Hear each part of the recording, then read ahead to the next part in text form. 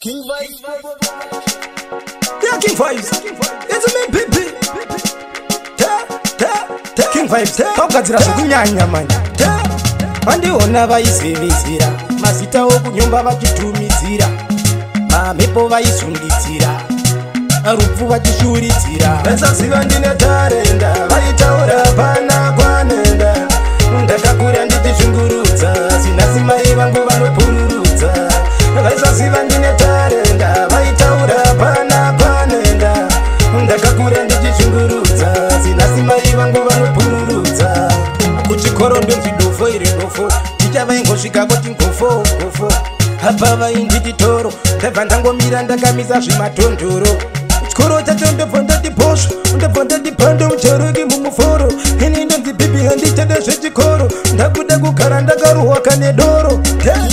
vasaziva ndine tarenda vaitaura pana kwanenda ndakakura ndichishungurudza sinasi mai vangu vanopururudza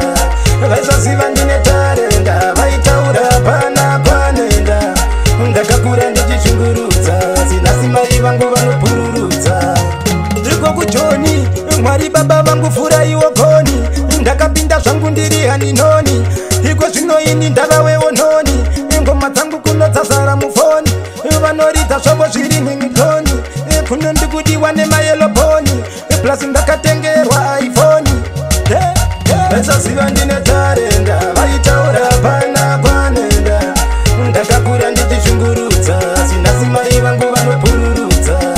vasaziva ndine tarenda vaitaura pana kwanenda